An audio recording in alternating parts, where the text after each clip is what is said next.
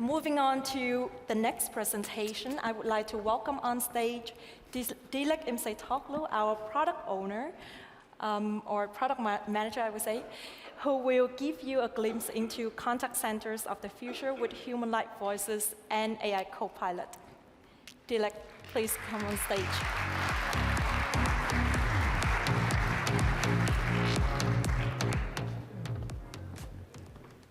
Hello, everyone. I'm Dilek. I'm the product manager for Voice Gateway, Live Agent, AI Copilot, and the entire integration to our contact centers.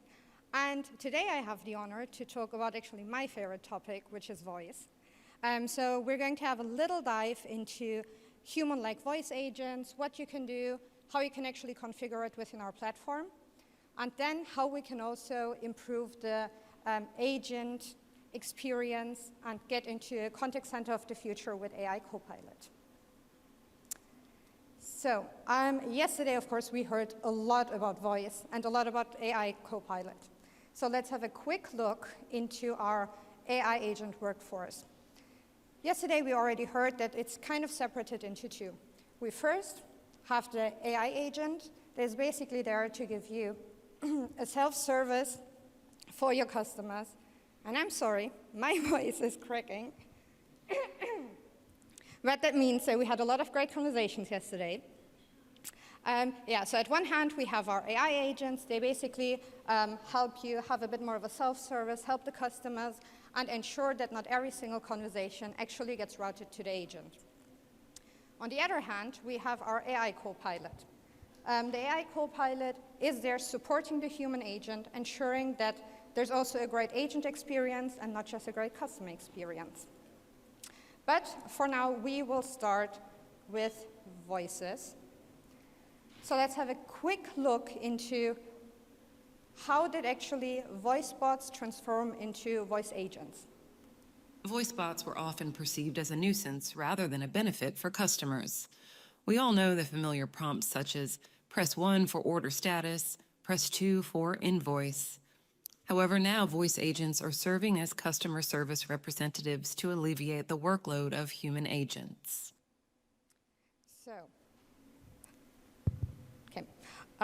So what you heard was basically the entire change or the evolution of voice bots. Like, as my great voice just presented, we did a major change of having simple voice bots into actual agents that can have proper interactions with the customer and ensure that we can also go through transactions.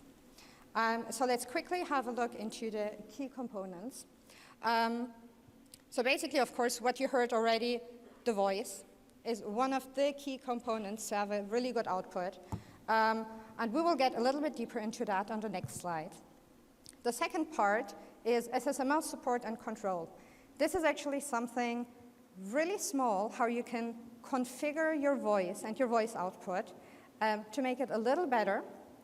And the last component that is super important is actually the speech to text, so basically the recognition. Because if your voice bot or if your voice agent cannot recognize what the customer is saying, it doesn't matter that you have the best voice that you can have, but we still need to understand what the customer is saying.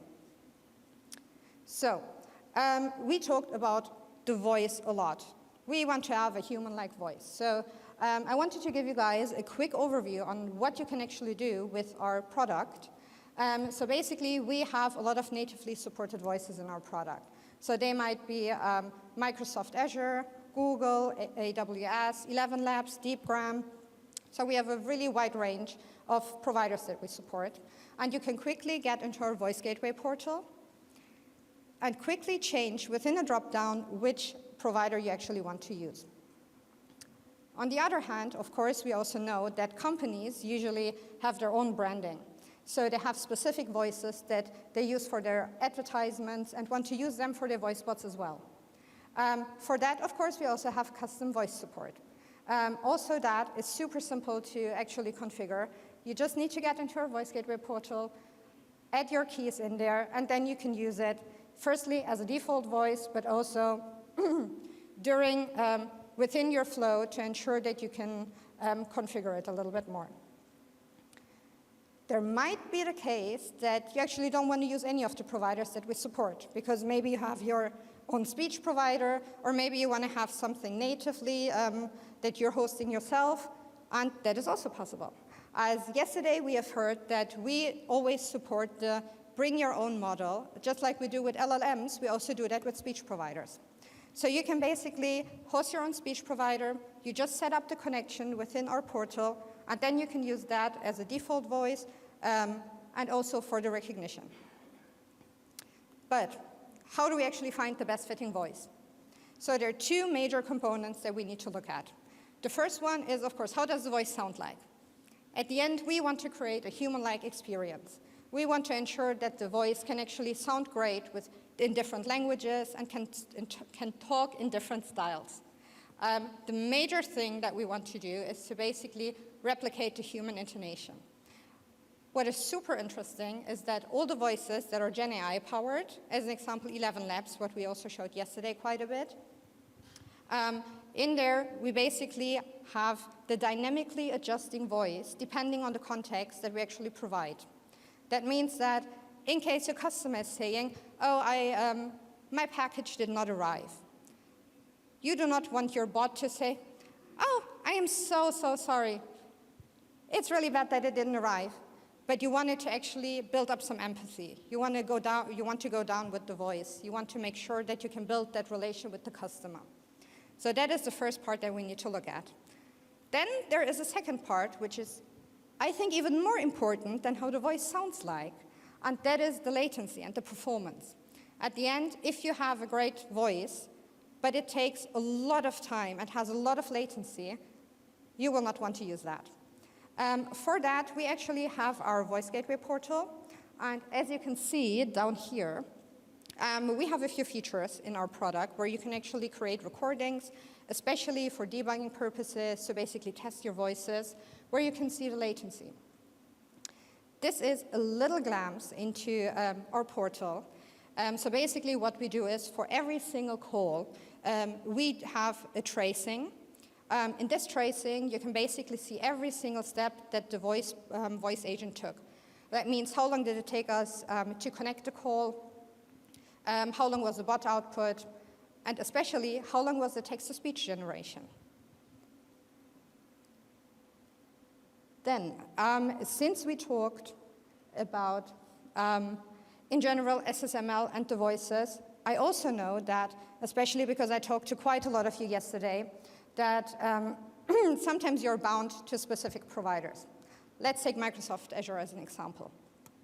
There might be voices where you say, okay, this is actually perfect, but sometimes their voices, they may sound a little bit too slow, especially because we had to talk yesterday with German voices. Sometimes German voices are, in general, just a little bit slower. So you can adjust this with SSML. What you can see here is basically, if you've already used our platform, you know you can add your say notes, your question notes, and in there we have a specific feature called channels.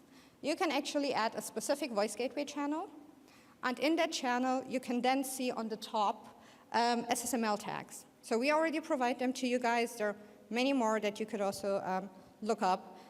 And what you do with that is you can add breaks between the words, so the voice will actually have a little break and then continue to talk. You can emphasize specific words, or especially if you talk, if you want to output some numbers, you can ensure that the numbers are spoken in a specific way. There is one thing which is called prosody. That is actually really important, especially if you want to enhance your voice output.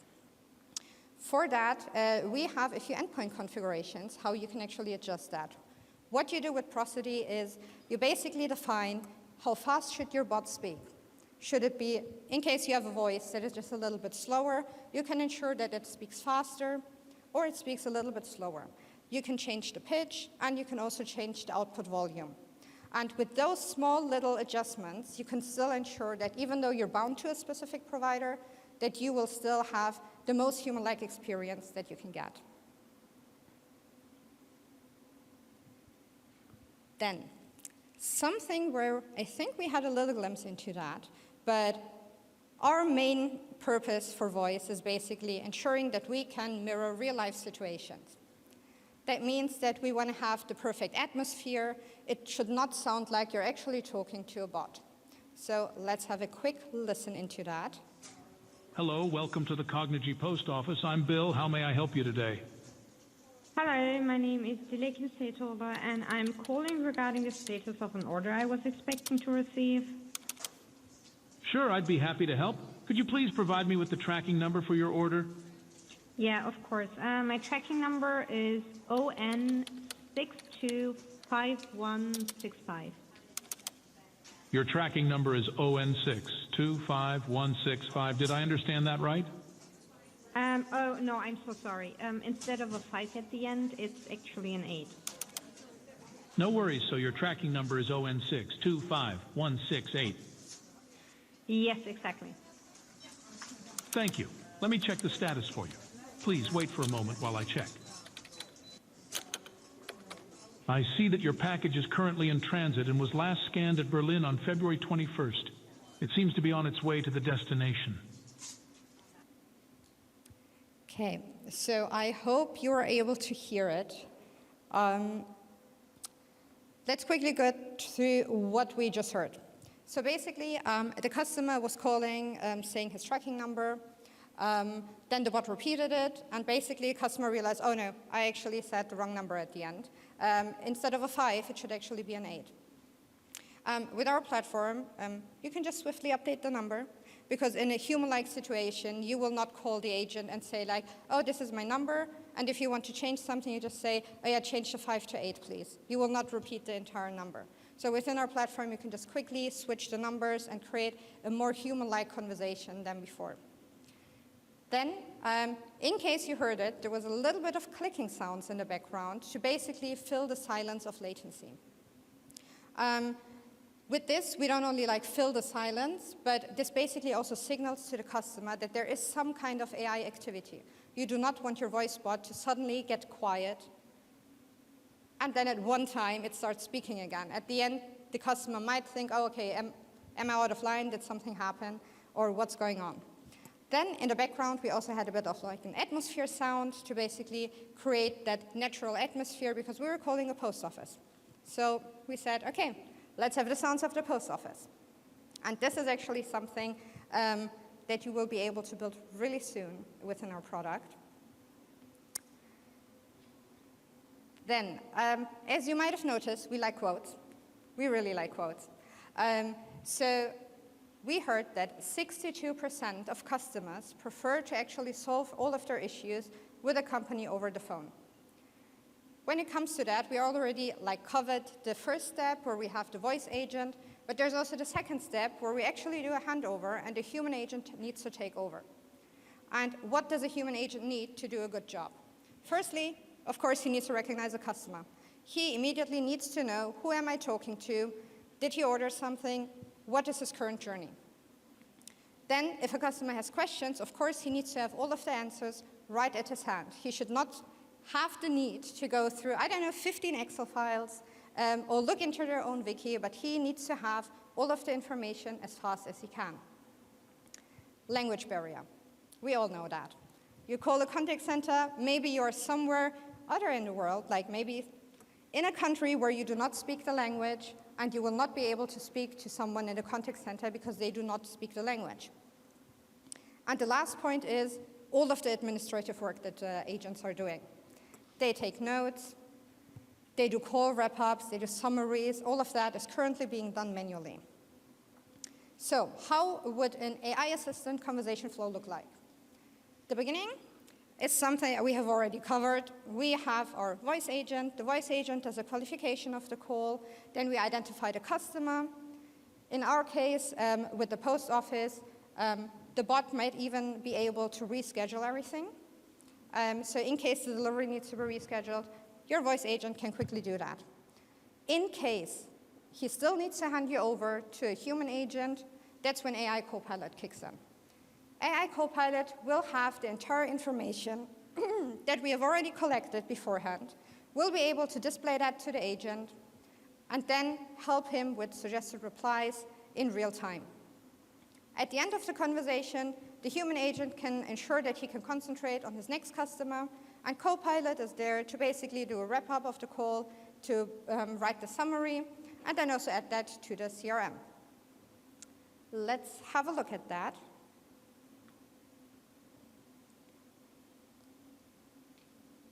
One moment, please. Let me transfer you to a human agent who can help with that. Okay, thank you. Hello, Jared. This is Sebastian. I understand you have a question about the compatibility of your glucose meter with the insulin pump. Is that correct? Yep, that's right. Okay, give me a moment to check for you. You are currently using the GlucoWave Pro model, and unfortunately, it isn't compatible with the X7. However, we do offer the GlucoWave Precision Plus model, which is compatible. Would you like to switch to this model for your next delivery? Okay, so let's have a really quick look into what we're just seeing. Oh, it works, perfect. Here on the top, we have our sentiment to know what the customer is feeling, what his last input was like. Then we have all of the information that we have collected with the virtual agent first. Down here, we have the conversation history, what happened, what did your AI agent talk about with the customer first, what is his call reason. In here, we basically can see all of the information the agent needs. This is something where the agent would actually need to get into his wiki or into some kind of PDF file to see, to get this information. On the top, we have the transcript because it's a voice call. You never know if someone has like an accent or dialect or if it's difficult to understand. So it's always super useful to have the transcript. We have a few conversation goals. So you could basically provide the agent a guided steps to make sure that he goes through the right process. We have the next best action, which are basically suggested replies. So the agent will know, okay, it is not compatible. What can I answer? You can see all of the steps that he's currently in. And down here, we have our knowledge AI, where the agent could basically go through every single knowledge source that you've uploaded into the platform to ensure that he can get the right information. So what are our AI Copilot workspaces? Firstly, we have the adaptive workspaces that you've just seen for digital and for voice use cases. I really want to emphasize the word adaptive in here. I will show a small example later, but we call it adaptive because it's really up to you guys how you want to configure it.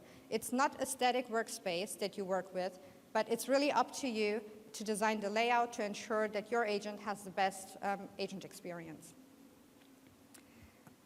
The beauty of this product is that it actually is driven by Cognigy flows. So any kind of feature we actually have in Cognigy is also supported for AI Copilot. So everything regarding LLMs or knowledge AI, you can just build that in. Then the last part is you can actually embed this into any kind of contact center, as long as it supports to embed an iframe. With this, we basically want to ensure that the agent does not have like multiple tabs, but our goal is to give the agent one single workspace, and within that workspace, he should have all of his information to ensure that he can get all of the data really quickly. In case your contact center does not support the embedding, no worries. When you do the handover, you can also just send the link to your agent, and then he could open that in a new browser window and can basically use that as his new workspace. So it's super easy to actually configure your workspace.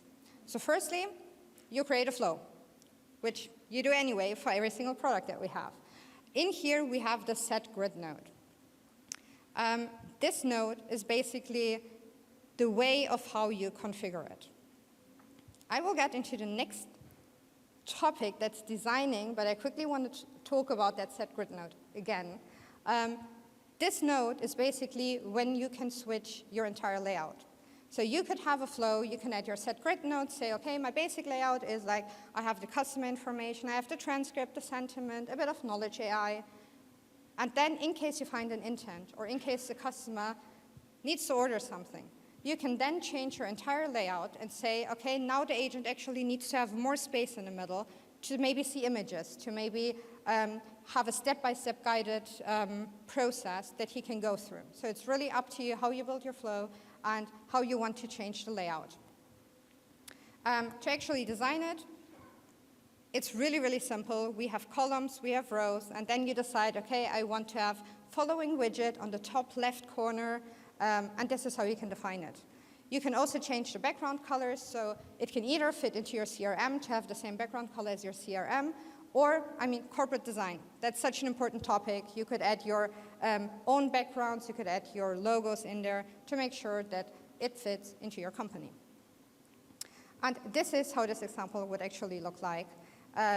It's basically, we have the customer profile, we have a timeline, and in here you can actually see that we have three types of nodes that we're actually using. Because for Copilot, we have some specific nodes that you can configure. So what you can use is, like we have it in X apps, you can use adaptive cards, you can use HTML, you can embed an iframe, and that's literally what you can see here. We're using like the timeline and the top part, they're actually adaptive cards. We have a little bit of HTML here. And up here, and in a search node, you can actually see that they have a similar layout. That is something that we have added to our product, which are called, at least I call them, plug-and-play widgets. And they're basically there to help you guys, so you do not have to go through all of the designing and adding, ensuring that it looks great.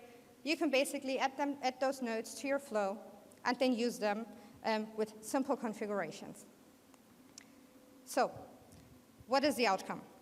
We have such a good agent experience with that. They can be so much more productive because they can actually focus on the right tasks, do not need to do all of the tab switching, and are freed from administrative work. The customer.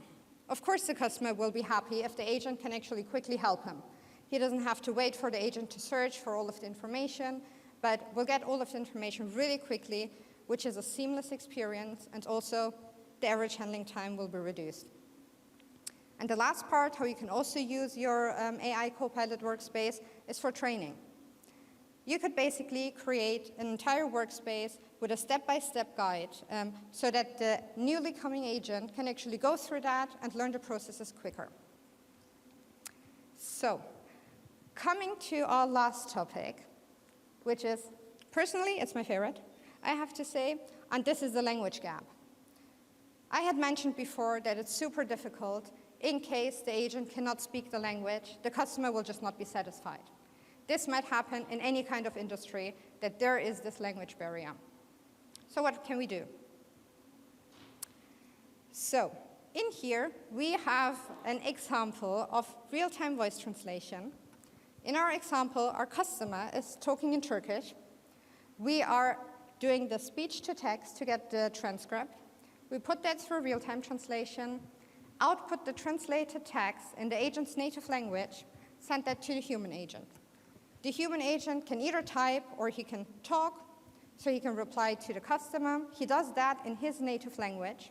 We put it through real-time translation again and ensure that we output the text in the right language as speech. You will now hear a short demo. Don't be confused, it is in Turkish, you have subtitles, no worries. What I can recommend, have a look into this part of the screen. This is where you will be able to see the transcript that the agent will receive. Please tell me your call reason in the language you prefer. İyi günler. Acilen Türkçe konuşabilen biriyle görüşmem lazım. Hoş geldiniz. Şimdi sizi meslektaşıma ileteceğim. Merhaba, Cognigy Airlines'a hoş geldiniz. Ben Dilek. Bugün size nasıl yardımcı olabilirim? İyi akşamlar. Cuma günü uçuşum var ve köpeğimi uçağın içine alabilir miyim diye soracaktım. Bir dakika lütfen, hemen bakıyorum. Köpeğinizi kabı dahil ağırlığı 8 kiloyu geçmediği sürece mutlaka uçağa bindirebilirsiniz. Köpeğim için özel bir rezervasyon yaptırmama gerek var mı? Bir dakika lütfen, hemen bakıyorum. Hayır, köpeğiniz için özel rezervasyon yaptırmanıza gerek yoktur. Okay, So let's have a quick look into what we saw. On the left part, you were able to see the transcript that the agent receives. So even though the customer was talking, was talking in Turkish, and also the output was in Turkish, the only thing the agent saw was the English translation. Then on the right side, we had our AI Copilot workspace. So before this conversation, we already have identified the customer. So we have all of the information. So we have our identity assist in there. On the right side, we have our action assist that basically gave the suggested replies. So the agent could just copy paste them. He could then change it in his reply box and send it out to the customer. We have our knowledge assist. And on the top, we have our sentiment assist. And before I actually close my session, I would just have a question for you guys.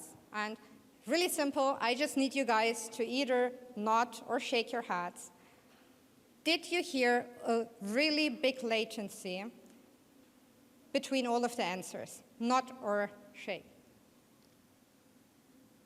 This is perfect, because surprise, surprise, there was actually quite a lot of latency. We had up to 10 seconds latency, because I used everything that I could actually use in here. I had, of course, the speech providers, the real-time translation, LLMs, Copilot. It was a lot. And this is basically what we see as the future of voice agents. This is why we want to implement the noise fillers, because through that clicking, through the prompt that is being played, while we actually had a latency, you were not able to actually hear that there was some latency. And this is what we think will be the future of voice agents, that you will be able to create a human-like experience and also integrate that with your contact center. And yeah, thanks a lot. That was it for me. Thank you for participating. Thank you so much, Dilek.